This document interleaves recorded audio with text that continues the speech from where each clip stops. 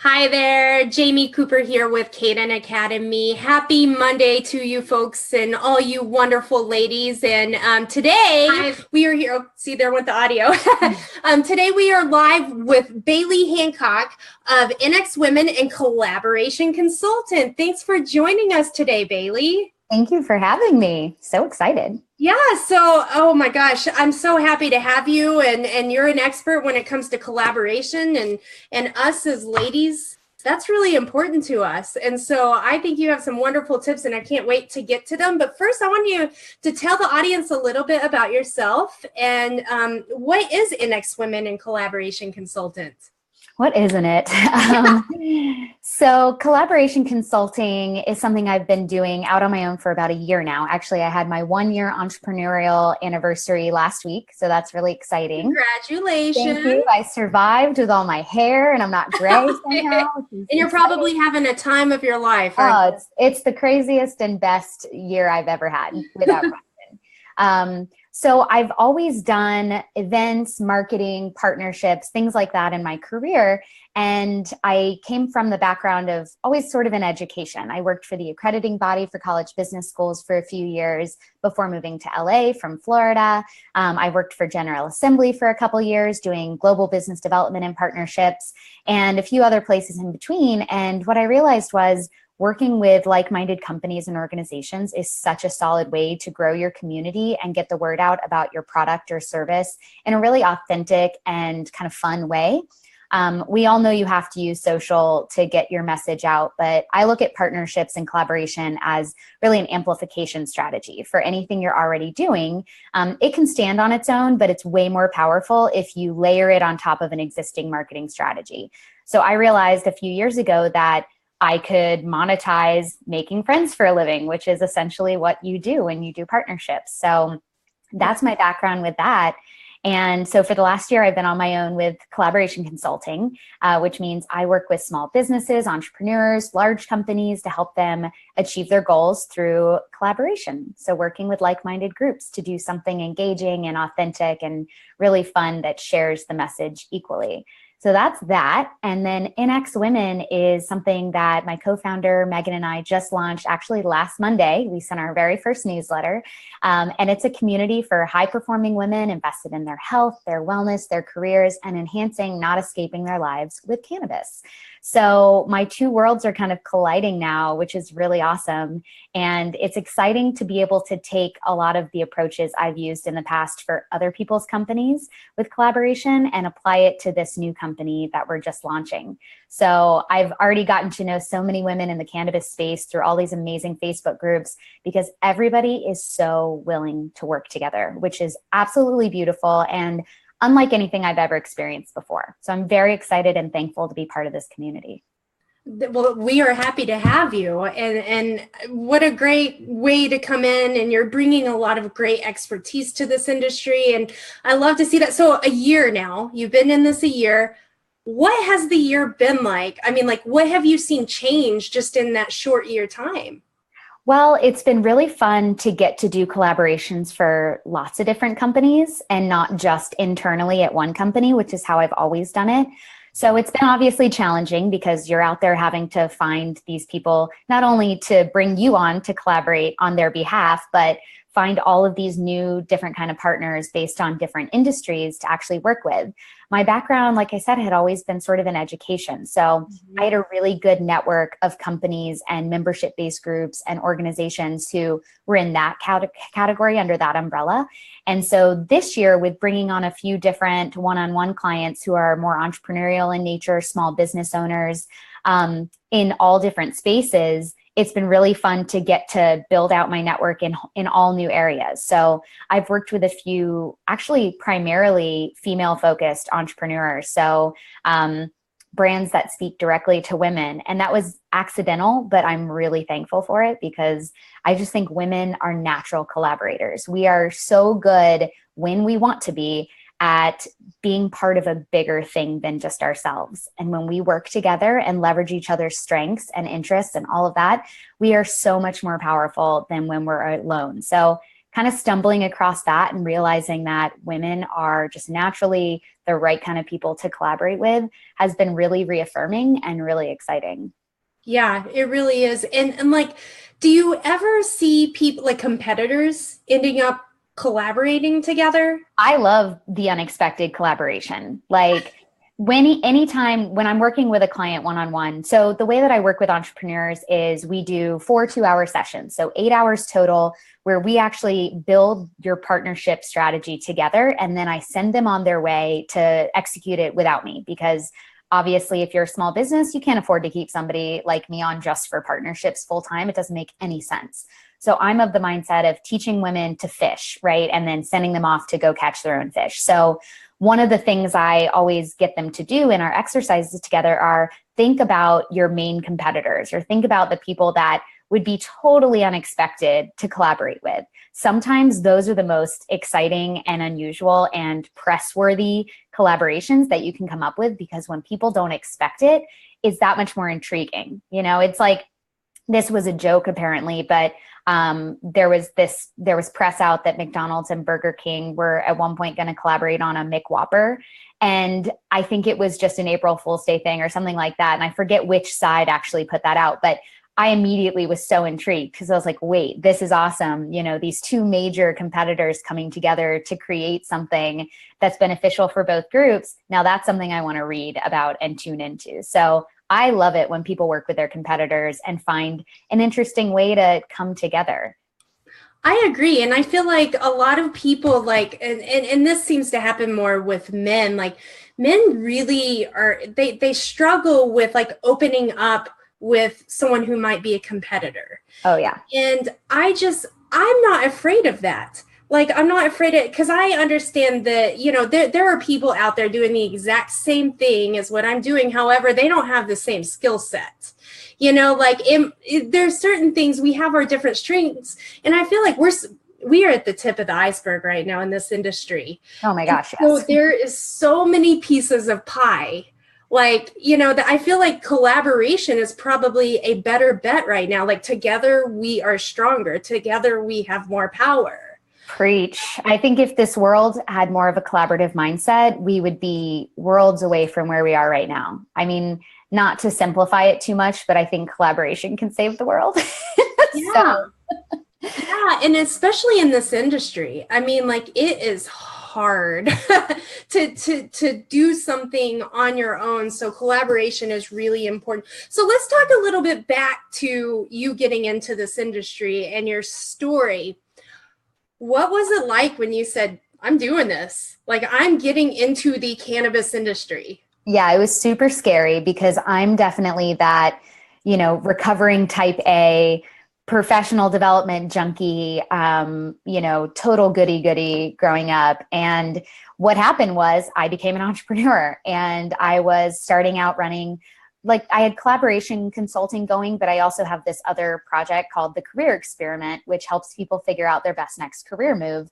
It's a series of workshops and an online course. So I was launching the two of those kind of simultaneously, because as a lot of entrepreneurs will know, you know, you don't know what's going to stick. So that first really 6 months was just throwing stuff at the wall and seeing what stuck. And so obviously with doing that, I was, for the first time in a lot of years, kind of full of anxiety and stress and not sleeping at night, because I was also planning my wedding, which was in April. I went out on my own 6 months. That reminds me of Kira, by the way. Kira did that exact same thing, launching Caden Academy and the Women Entrepreneurs in Cannabis group, and getting married, planning a wedding. We are gluttons for punishment. Okay, go ahead. You know, it's like, if you want something done, ask a busy person, right? And so I was that quintessential busy person from October to April. So in about February, a few months in, I would lay awake at night, because there was always something I hadn't thought about that day or done, because you're only one person. So I literally said to a friend of mine, can you just get me something to help me go to sleep? I just need to sleep. I just need to turn off my brain. And I was really looking to cannabis to help me escape and turn off. And what I came to realize, well, first of all, he asked me about a million questions, like, well, how do you want to feel? Do you want a head high? Do you want a body high? Do you want organic? Do you want vegan? Do you want, you know, all these questions. And I was like, whoa. this is just weed, right? Like, we're just talking about weed. Where's the just stuff that was on a coffee table in college? Like, that's what I knew it to be. And he was like, oh, my friend, welcome. It's a whole new world. And I was like, whoa, okay. And so what I realized through that experience was, first of all, this was not the same plant that I've known, you know, growing up. This was a totally different ball game that was actually legit. And you could really specify exactly what you wanted to happen. And that's magical. And so I realized that. I also realized when I started digging around looking for information, because I'm the kind of person, like most of the women in my network, who want to be fully informed before doing anything. And here I was, you know, just asking for something random to help me go to sleep when every other area of my life I'm super intentional about. So that felt off to me. So I started looking for resources and information. And initially it felt like nothing was speaking to me and my kind of woman. It all felt very earthy and stonery and bro-y and all of the traditional, you know, people that the cannabis industry has targeted, or at least the ones that we're aware of from the outside looking in. Like the typical stereotypes were alive and well. So I was like, well, this is weird. You know, I'm not really identifying with High Times or with some of these other spaces. It just doesn't feel like this is for me. So my co-founder, Megan, who I've been friends with since 5th grade, we met in Girl Scouts. We've been friends ever since. She was just in my wedding. She's one of my best friends. She has been a smoker since like, you know, forever. And here I was, the newbie coming into the scene being like, have you heard of this cannabis stuff? It's amazing. She's like, yeah, welcome to the party. And so together, after I got back from the honeymoon and was like, okay, I can focus on something new maybe, because I fought this idea. I was like, brain, what the hell are you doing? We're not going to start a new company. This is ridiculous. We're planning a wedding, have 2 other, what are we doing? So after the honeymoon, I came back full of ideas, and essentially Inex, which stands for Inhale, Exhale, kind of built itself. I do a lot of really good thinking on planes. And so literally it named itself. I was just writing in my journal and it came out and I was like, oh, okay, I guess this is what we're calling it. And the whole idea sort of formed around that. And so when I got home, she was like, we're doing this. We need to be spoken to also. You know, I represent the target demo of ours that's kind of just getting into it or wants more information and is, you know, has never seen herself as somebody that is a cannabis user. And Megan represents the woman who's been at it forever, but has never been comfortable coming out of the shadows about it because of the stigma. And so between the two of us, that's the woman that we're targeting. I call her type A with a dash of woo, because it's the woman that's equally likely to consult her Myers-Briggs personality assessment as she is her horoscope every week. And so that's who we're talking to. So yeah, we launched the first newsletter last Monday. Right now it's a content platform. We've got 6 different columns. I'm trying very hard for it to not be a blog. It's a resource, it's a community. And we're really focusing on destigmatizing and normalizing cannabis use in high-performing women specifically, because Lord, do we need it. Like we are the ones that need it more than anybody. Right. And I've just had so many amazing experiences. I just wrote, for the first newsletter, I wrote an article called From Fling to Forever, a Cannabis Love Story. And it's about my journey, how I started out wanting to just escape. And then now cannabis is part of multiple parts of my day. And it's allowed me to be mindful and present and productive and happy and creative and all of the things that I thought would be the opposite and had been the opposite in times when I had done it in the past. So I just want the world to know. Let me get this straight. You consume cannabis all throughout your day. All day. So do I. Yeah. And I'm never, truthfully, like I never get high. I microdose myself throughout the day. I take tiny hits of my vape pen, always a sativa. And, you know, some days I don't, if I'm just in a zone anyway. There are days when I don't need coffee. It's the same with cannabis. So I just go with what my body wants. I do every morning when I wake up, take a small hit, sit on my porch, drink my coffee without my cell phone, and just sit with myself for like 30 minutes. And then if anything comes into my brain, I'll write it in my journal. But it's just, yeah, it's become like this great coworker of mine in my life that actually I thought of something this morning. Cannabis for me is like a snorkel mask and snorkel and a mask. It allows me to like, I haven't refined this metaphor yet, so forgive me, but it allows me to like dive into the ocean that is my thoughts and emotions without worrying about drowning. So it allows me to kind of be third person and like see things for what they are clearly without getting overwhelmed with all the crap that comes from self-identifying and things like that. So Yeah. And I think I have the same thing, you know, like all my life I've just had a very busy mind. And um, cannabis helps me a lot with that busy mind. I overthink things. You know, and it's not necessary. And then, but when I have that a part of my everyday routine and I'm consuming, I don't overthink things. I chill out a little bit. In fact, my dad was like, he said something to me. He's like, wow, like you're a different person with it. And I'm like, I am, you know, Yeah, like for the better. It's crazy. yeah, it helps me. And I chill out. I'm a better parent. I'm a better wife. I'm a better worker. Like it was, I self-medicated and self-diagnosed, and it's working for me. So you're a busy person. I mean, look at, you've already told us how busy you are. How do you juggle your task? How do you prioritize with this much on your plate? That's been the biggest challenge and learning experience in the last year is I identify as a multi-passionate. So somebody that has more than one thing that I'm excited about and curious about and focus on. And I've gotten a lot of good advice from fellow multi-passionates. And one of my favorite pieces of advice is treat all of your different things like children. You know, I'm not a parent, but I know a lot of parents, and her whole purpose behind saying that was some days one kid needs more attention. You know, you got to help them a little bit more. They're having a tough day. The other one's fine. And then other days it's that kid. And some days it's all of them. But the way that I approach it is being as structured as possible with my week in allowing time for flexibility. So almost like planned spontaneity or, you know, flexible anchoring of my week. So I do a lot. I'm in a goal group with 4 other entrepreneurial women, which has been instrumental in not losing my mind and staying on track with my goals. So every Monday morning, we all send out our goals for the week. We recap how we did on the week before's goals. And then we touch base at the beginning of every month to say, okay, what's this month's plan? And then we hold each other accountable. So for me, it's being crazily organized, which luckily that comes naturally for me. But if anybody's into astrology, I'm a Virgo with a rising Gemini. And so that means I'm like, I have a ton of ideas, but I'm structured enough to pull them off. So I'm thankful for that combination. But it's so much that it's just building in structure and allowing for free time to allow whatever is going to pop up to pop up. Absolutely. Absolutely. I give thanks to a business coach that I worked for a whole year before, you know, before I transitioned into different careers. But I worked for a business coach and I learned how to structure my week and have, you know, daily, weekly, monthly tasks and it's more structured. And I'm very thankful for that. And then what about working with friends? I mean, you own a business with one of your closest friends. How do you do that? I mean, I do too. And so what is your advice for ladies who are interested in possibly collaborating with someone who's really close to them, not only in the workplace, but on a personal level? Collaboration in itself just comes down to trust and honesty and being open and realistic with what you're able to give and what you need.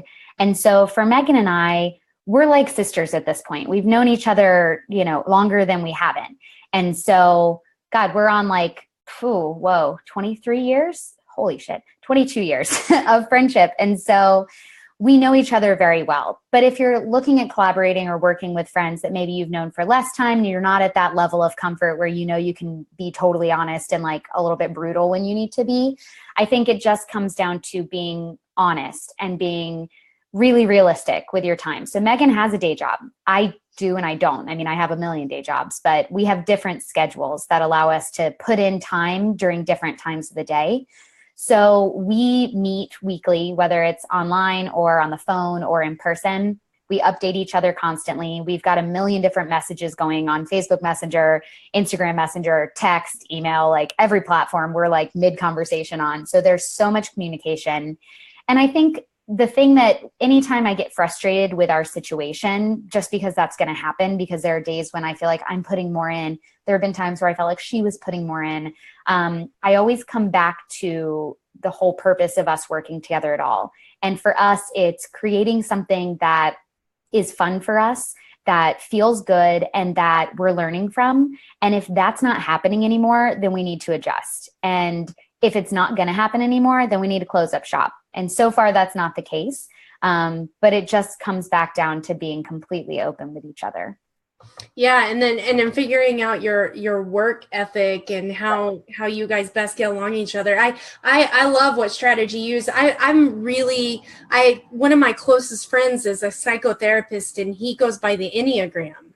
And I love that. Oh, I love it. But knowing that personality, someone's personality type, and knowing how to effectively deal with certain situations with them, because some people are sensitive to things, some people aren't, and usually it stems from this horrible lack of communication, and you figure out these ways to appropriately communicate with your work partner, and that's going to help a lot. So I mean, it's a relationship, just like your own relationship, and collaborations too, not even on a business level, or on a business level rather, not partners in a business, but partners on an activation.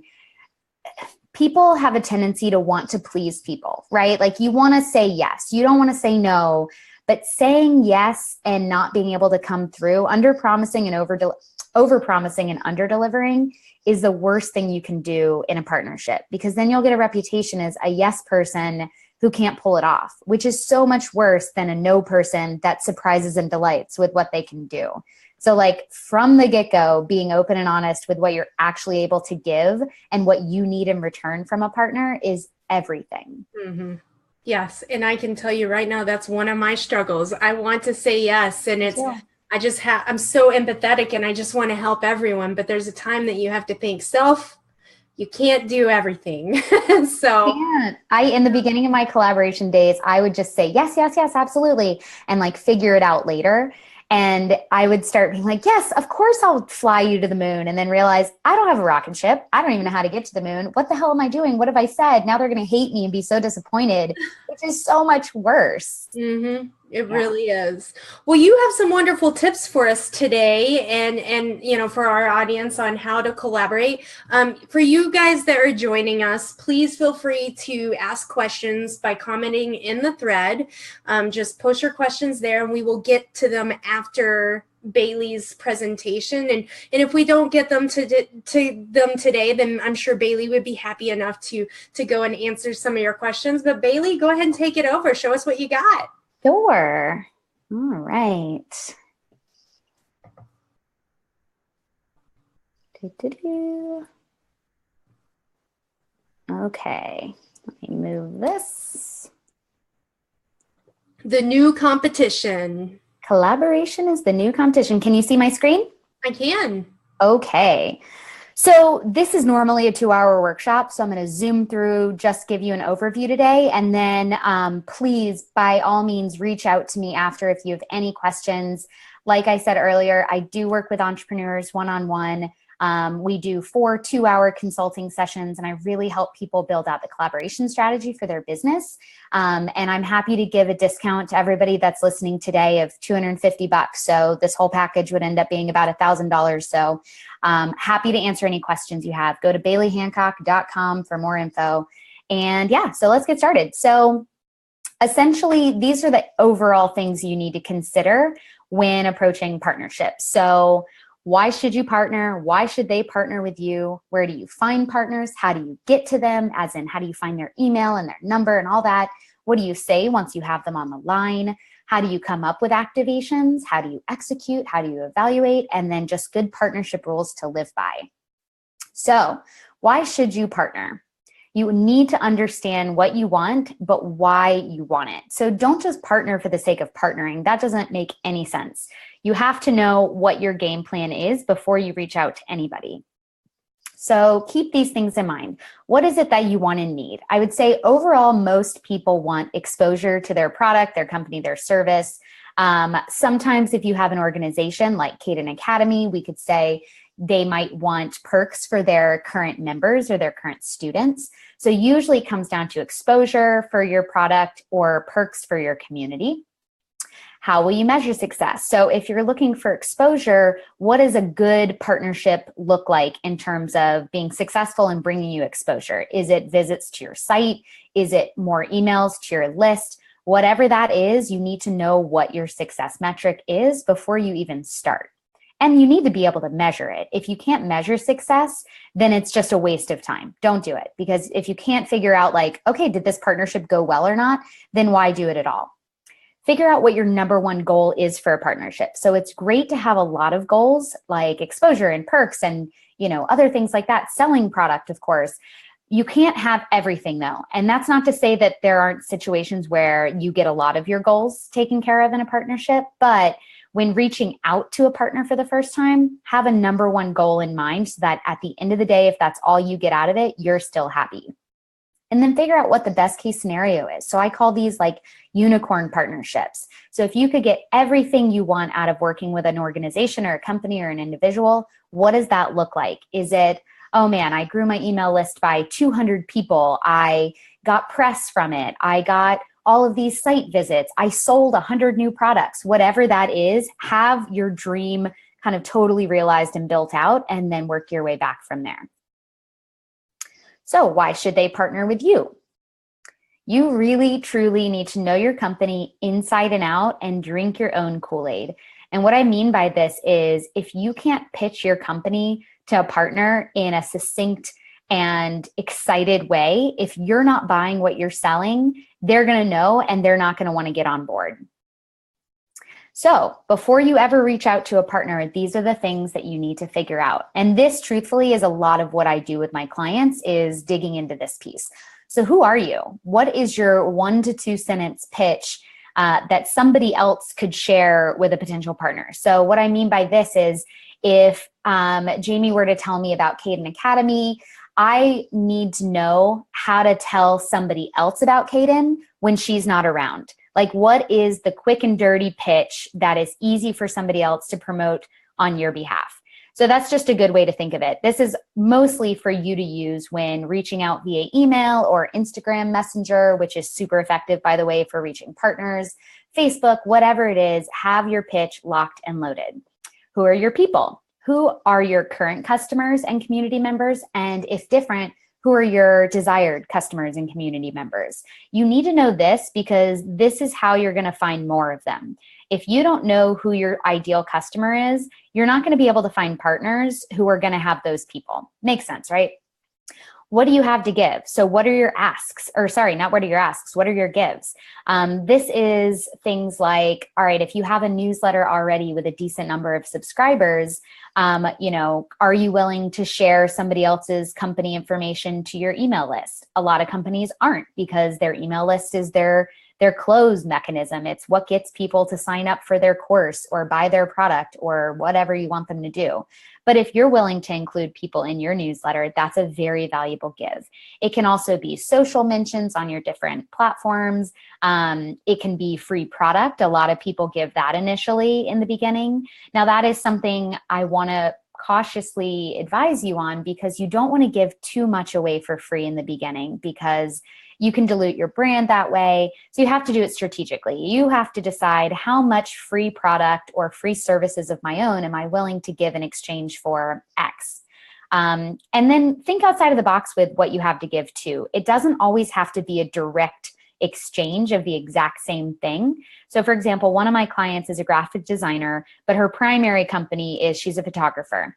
So we thought about all the different gives that she has to give, and one of them is graphic design work. So even though she's promoting her photography company, if there's a partner she wants to work with, she can throw that barter out on the table and say, well, I noticed your website's a little bit out of date. I would love to help you update that in exchange for promotion to your community. So it doesn't always have to be an obvious give. It's just a barter tactic. Next, you need to consider your brand's voice. You want to make sure that you're not straying too far outside of the norm based on how you speak to your community. So if you have a very fun-loving, cheeky tone, maybe you use cuss words here and there in your copy or whatever, you're probably not going to want to partner with an uptight brand that's a little bit more buttoned up. It just won't feel right. It won't feel like a well-aligned group. What is your online and offline reach? This is something that partners all want to know, because in exchange for them giving you promotion, they're almost always going to want promotion in return. And it's totally okay if you have a small list in the beginning. Everybody starts somewhere. So this is where you highlight other barter chips that you have. So if you happen to have a small email list, but maybe your Facebook group is really active, or you have a really engaged list, even though it's a small number, look at things like open and click-through rate on your newsletter, because that's what really tells you how engaged your community is. So know these numbers though, because they are important. Who are your existing partners? If you've worked with any companies or organizations so far, look to them to decide if you want more of those kinds of partners, because maybe you find that working with membership groups or Facebook groups is really beneficial for exposure for you. Go find more of those.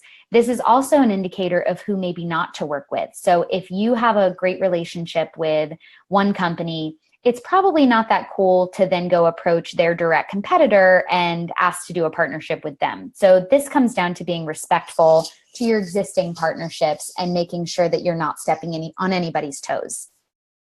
And then consider, what else could you barter? I kind of touched on this with the graphic design skills. So keep thinking outside of the box. You know, for me, like, I'm a collaboration consultant, but I also have Inex, and that's a whole different platform that I can barter with.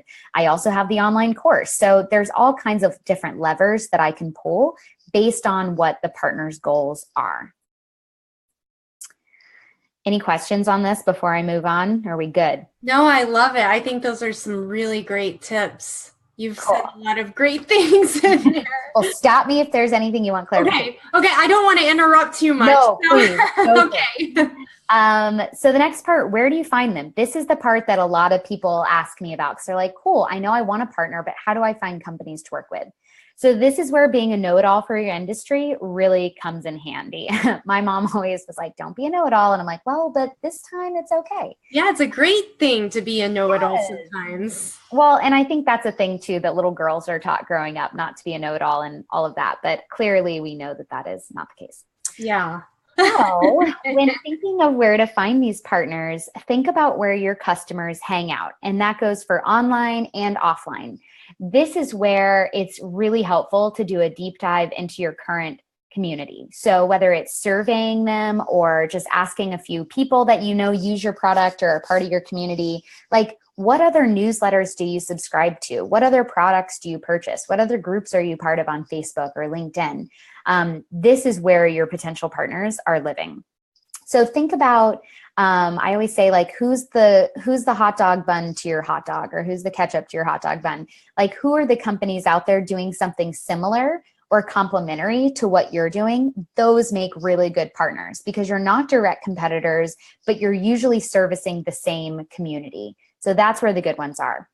Consider what else is already going on. So this is usually in the case of conferences or events. So what else is already happening that your target customer is going to participate in that you could jump on board, either as a fellow participant or on a panel or a sponsor, or just showing up to the event and leaving, you know, postcards on the tables, whatever guerrilla tactics you need to do in the beginning. I get it. I've done it.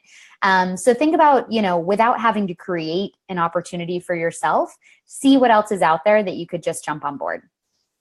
And then who are the industry leaders? Who are the people that are followed and universally loved and respected in your industry? Reach out to those people. The first thing I did when we had finalized what Inex Women was going to be was I reached out to like 30 women entrepreneurs in the cannabis space who I had heard of or saw speak on a panel or attend a conference, just to say, hey, this is who we are. This is what we're up to. I would love to hear from you as to how we could be helpful in this space.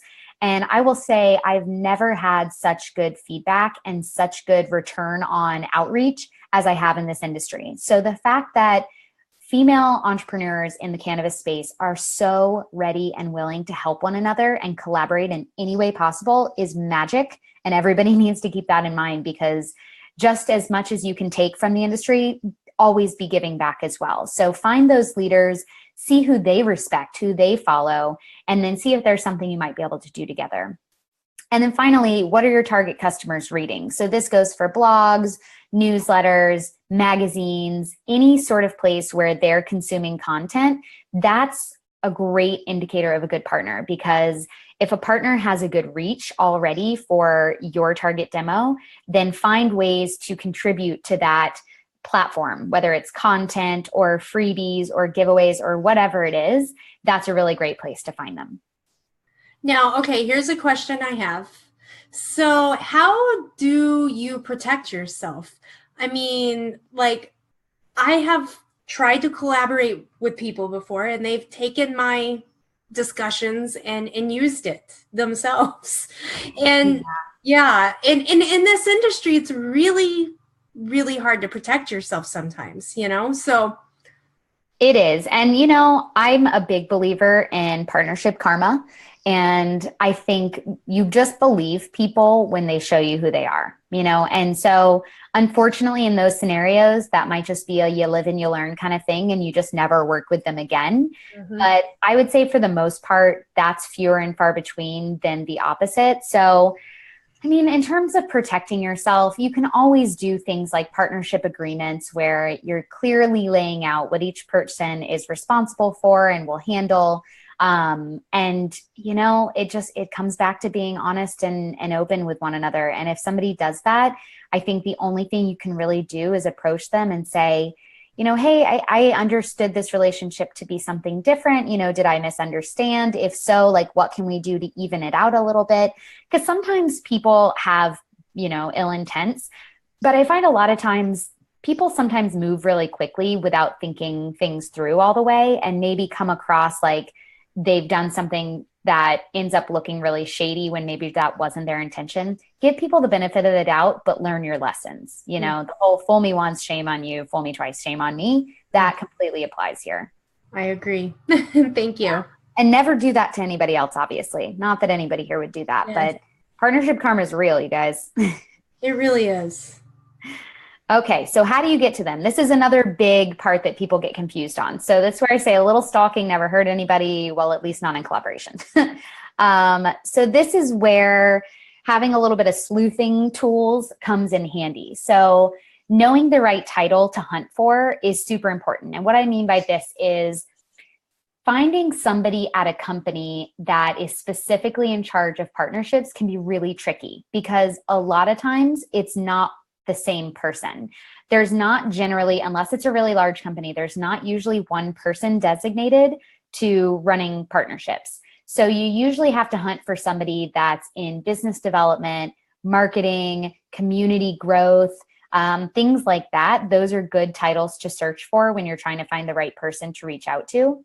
And then my approach is always just reach out to the closest person you think might be the right person, and then just say up front, listen, I'm super interested in working with your company. I have no idea if you're the right person to talk to about this, but if you're not, would you please direct me to the person who is?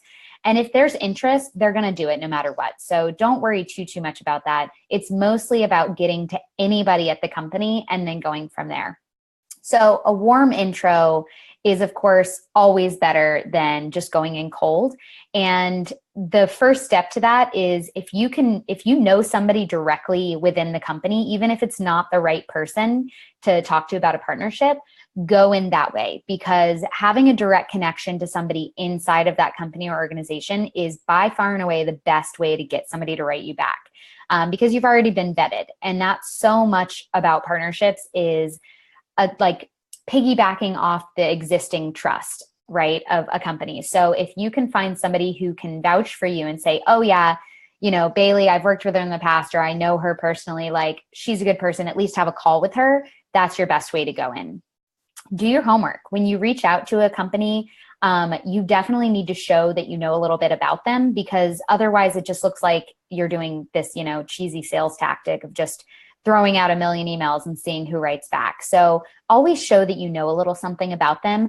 Compliments take you very far in life, and especially in this situation. If you can say, hey, I really love what you guys are up to at Caden Academy. I think it's really important for the industry, and I really value what you do. Because of that, I wanted to reach out and do X, Y, and Z.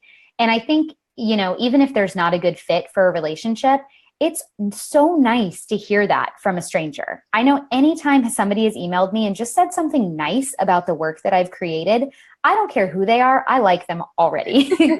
You know?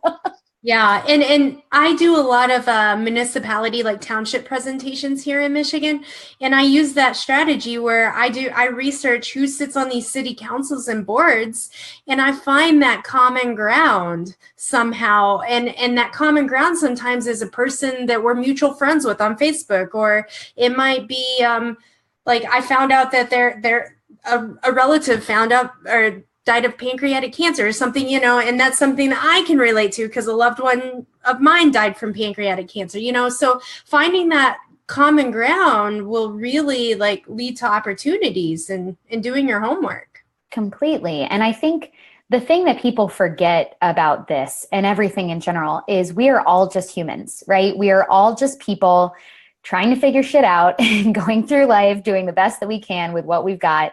And so if you just treat people like fellow humans and you find some sort of commonality to talk about, that's partnership 101. That's relationship building 101. It's find the common ground and start there. And then you'll just be on the same page. And like I said, even if there isn't an opportunity to work together in this exact moment, you've at least expanded your network by one more person who gets you and who you get. And that's worth everything.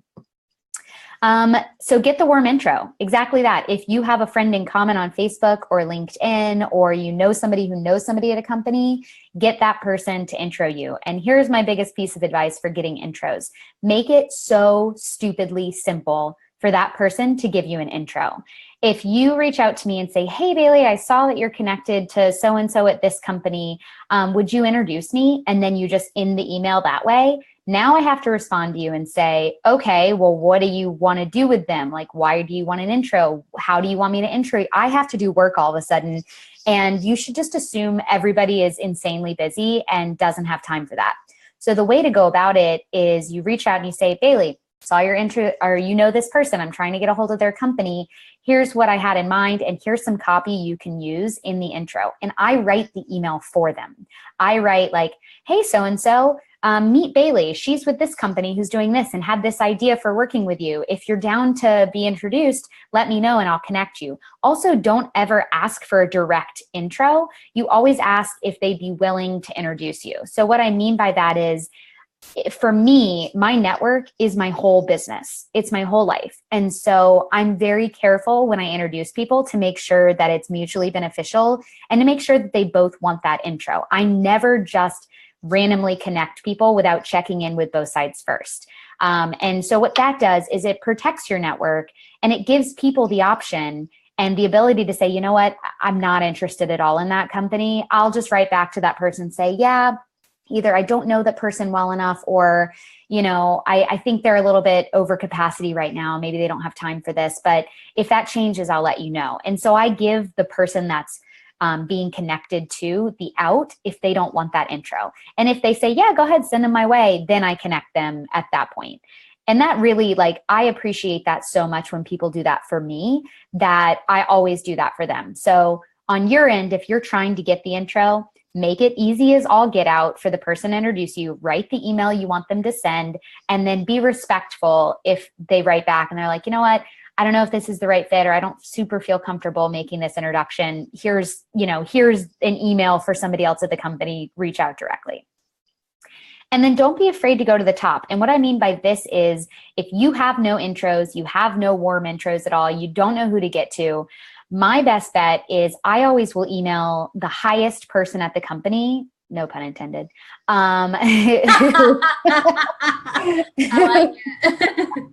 who I can find their email. So like, if you can find the CEO's email, this works best with startups when they have a small team and they're just getting started. But I will email the CEO or the highest up on the rung person I can find, because what will happen is they probably won't write me back, but they will get my email to the person who should. And when somebody on the inside of a company gets a forwarded email from the CEO, you better believe they're going to act on it, because that just came from their boss. As opposed to you emailing the info at email address, that's probably going to an intern or somebody low on the totem pole who A, might not know who the right person is to get it to, and B, might not care. So you can come at it from both approaches. Sometimes I'll email both separately and then see what happens. But I mean, I think going straight to the top is a really good route, because if the CEO's worth a damn and they really care about their company and their image, they're going to make sure you get responded to. Agreed. Okay, and to wrap this up, we will end with this piece so that we have a little bit of time after. What do you say when you get the email? You really do only get one chance to make a first impression, so it's really important that you don't blow your shot. You don't Hamilton it. There's a joke in there about not throwing away your shot. Anyway, I just watched Hamilton and I'm still real riled up from it. But yeah, so you want to make sure that what you say when you reach out is the best way to go about it. And I can't actually see number one. What does number one say? It says be prepared. Okay, perfect. My little toolbar is blocking it. Oh, okay. So be prepared. This goes back to doing your homework. You want to make sure that you have an agenda in mind. You want to know what you're planning to say. You want to have those compliments locked and loaded. You want to show them that you know something about their company. Don't get them on the phone or via email and just be like, so I don't know, do you want to work together? Like, you got to be ready. Compliments get you far.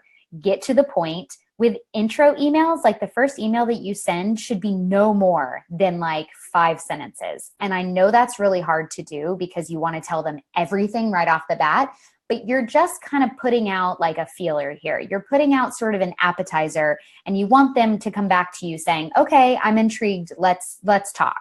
I want to know more. So in the intro email, you really should be able to say, hi there. I love what you're doing at your company. I am super into the most recent product you put out. Thank you for doing what you do. My name is Baily. I work for Inex Women. We're a community for high-performing women, blah, blah, blah, blah. I'm reaching out today because I think there's an opportunity to work together in this capacity. I'd love to chat further about it. If that sounds interesting, here's a few times I'm available next week. If none of those work, let me know and we'll go from there. So you basically want to say, why are you reaching out? Who the hell are you? What do you want? And what their next step is, so that they're not having to come back to you asking any questions. All they have to do is turn around and say, yeah, sure, this time that you gave works for me. And then you say, great, here's the calendar invite. You make it so easy for them. Don't make more work for them, because that sets the tone that you are going to be more of a pain in the ass than a help. And the way that you really have to come at people, especially if you don't know them or you've never worked together, is how are you going to make their lives easier? And yes, of course, you want to make sure that you're getting what you want out of it too, but you have to come at it from a perspective of, what are your goals? Okay, here are my goals. What overlap is there, if any? What can we do to help each other get to our goals quicker? Be patient, but follow up. If you don't hear from them, I always say, give it 2 weeks. And 2 weeks feels like an eternity, I know. But why 2 weeks? Because this is what generally happens. If you email them and they don't write you back within that time frame, a lot of times what happens is, especially if you haven't made the email super succinct and obvious for what their next steps are, this is what's happened to me. I'll see it and I'll be like, okay, I need to think about my response. A couple days go by, then it's like a week, and then you're like, oh my God, I'm so embarrassed. It's been like a week and a half and I haven't responded. I feel like an ass. Now I don't even want to respond. If you respond to them in 2 weeks and you say, hey, just wanted to follow up. I'm not sure if you're the right person to chat with about this, but if it sounds at all interesting for your company, please connect me to the person who is. Otherwise, just wanted to check in. Here's some updated availability. Usually if they meant to get back to you, they're going to respond to that email within like 15 minutes of getting it, because they're going to be like, oh my God, I'm a terrible person. I need to write back right now. And that's what's happened to me before. If they still don't write back after that second email, this goes back to believing them when they show you who they are. And this isn't to say they're a bad person. It just means your idea or your company is not a priority for them at the moment. I still think you should always respond to emails, even if you're the most busy person on the planet, with, hey, appreciate the ask, not interested at this time. I mean, if you're listening to this and you just don't respond to emails because you're not interested, please just start responding, because that's like leaving people hanging and that sucks. And that's, again, bad partnership karma. So if they still don't write back after that second email, let it go. Maybe reach back out in like 6 months or something. But those are the kind of partners that if they can't get back to you within 2 weeks, then do you really want to work with them? You just got to kind of consider that. That's a really, really great suggestion. I like the 2 weeks. And I also love that, that you brought up that, because I've done that where just like, shoot, the second follow-up email came and I was like, I'm so sorry. Yes, I want to I want to get on the phone or something, but it's because it just got lost. You intended to write back and then it just got lost in the rest of your emails and you're like, oh, sorry. Exactly. Assume the best, right? Assume that all people have good intentions, but time flies. I mean, 2 weeks goes by like nothing. So yes, if you're on the receiving end and you're waiting for an email, 2 weeks is an eternity. But if you're on the other end and you're getting all of these emails, it is so quick to just hit the bottom of your inbox and then get buried forever. So yeah. And then the don't ask for coffee thing, this goes back to, I think because living in LA, getting coffee is such an ordeal because you have to drive and then find parking and then get in line and find a table. And suddenly a 30-minute coffee date turns into a 2-hour ordeal and there's your day gone. So I always say save coffee for partners you already have a relationship with. Coffee is great for keeping in touch with people and reigniting a conversation. But for the first time that you're talking, ask for a 20-minute phone call because you can get out most of what you need to say in 20 minutes. And if you can't, you need to go back to the drawing board and get more succinct. But, coffee is for people that you've already worked with. And then look for mutual goals. This is honestly, like I said, the way that you should approach all of the calls. Figure out what they want and what they're focused on right now. I always ask in the very first 5 minutes of the call, so what are you focusing on right now in the next 3 to 6 months? What is top of mind for you? What are your goals? What are you spending most of your days worrying about? And then that's your indicator for how you can help them. So look for that. And then if you've got mutual goals, then even better, because then you can support one another in that search for hitting those goals. Be very specific on next steps. I always say on the first call, don't try and figure out exactly what you're going to do together. Let it be more of a first date where you're kind of feeling each other out. You're seeing if there's any potential for collaboration there, any interest with one another. And then I always say at the end of the call, you know what? Thank you so much for your time. Let's think this over. Let's noodle on it for a few days.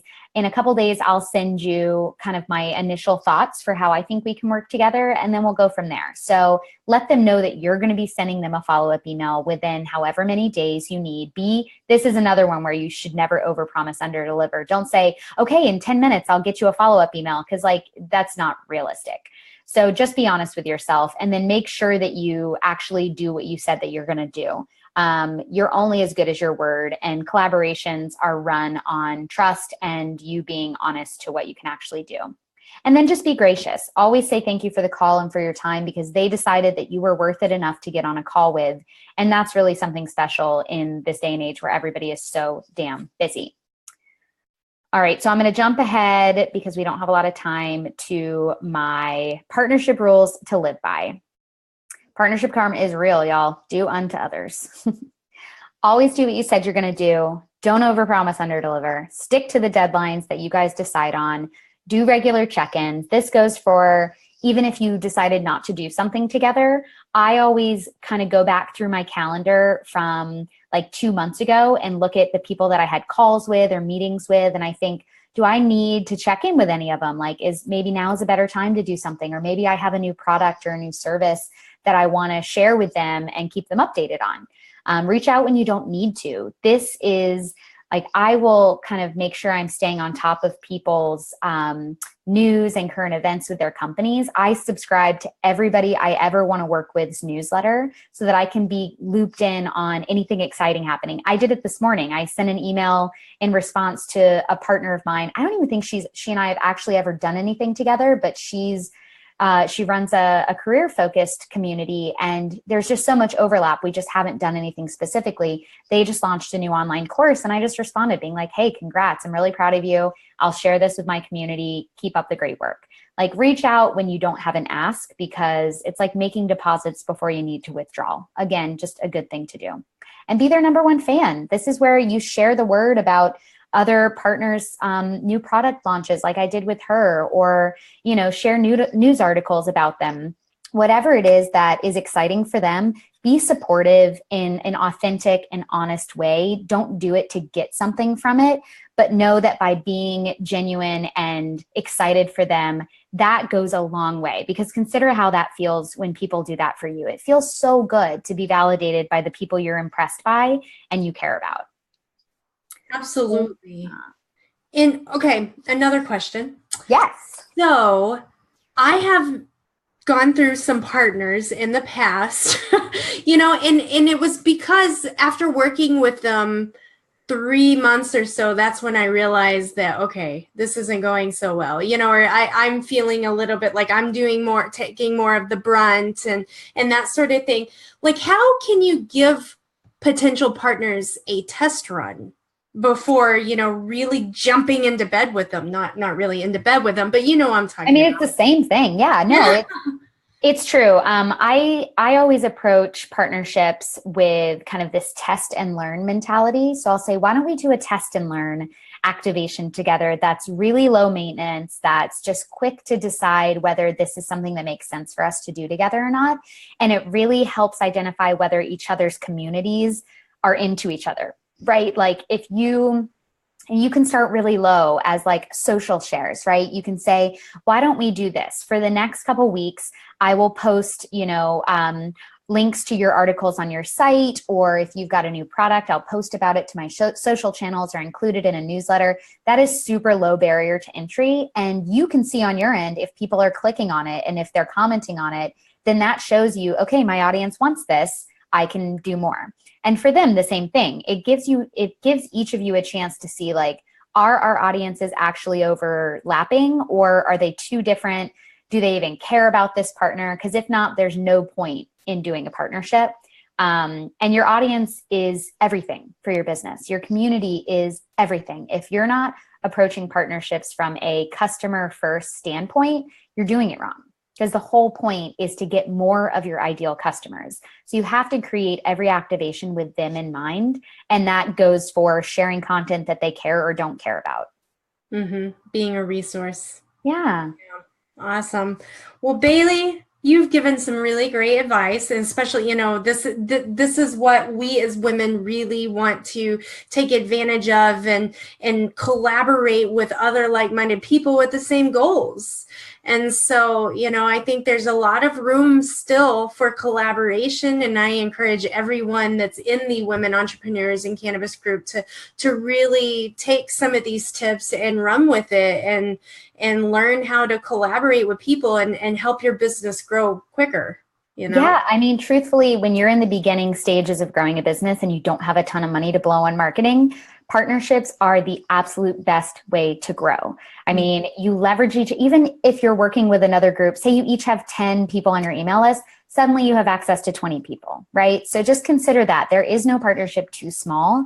And a lot of times in the beginning, because your audience is small and engaged, hopefully, they're seeing things and being more excited about things than when you have a massive audience and only a percentage of them see things. So never get too bogged down with feeling like you don't have enough customers, you don't have enough followers or subscribers or whatever. It is okay. Everything comes in time. And yeah, please reach out. I'm sure my info will be here somewhere, but definitely holler. And I would love to collaborate with so many of you. With Inex Women, we're looking for a lot of content creators right now. We're looking for women to tell their stories of their businesses, which in turn gives great exposure to their businesses. So we really want to be a platform that supports and encourages and engages with the other women in the space and the women who are brand new to this space that aren't running companies, but are just trying to dip a toe in this beautiful cannabis pond that we have found ourselves. And what are your website links? So for Inex, it's INEX as in inhale, exhale, inexwomen.com. And for all of my other stuff, actually, you can get to Inex from my personal site too. It's BailyHancock.com, and that's Baily with no E. So BAILY, Hancock like John.com. Awesome. Baily, thank you so much for your time today and for being our Monday mentor. And guys, if you have any questions at all for Baily, please post them in the comments section and she'd be happy to go through and answer some of your questions. Baily, thank you so much for your time today. You're so welcome. I hope it was helpful for people. I love this stuff, so I could talk for days about it. Well, you know, we are all willing to learn, and I encourage everyone to always be a student.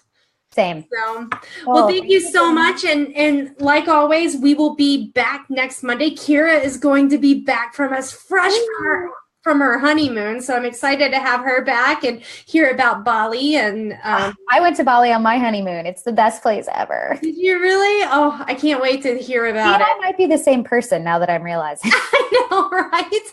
Hey, we all have a very similar thinking. So, well, awesome. Thank you so much. And thank you guys. And we will be seeing you next week. Bye.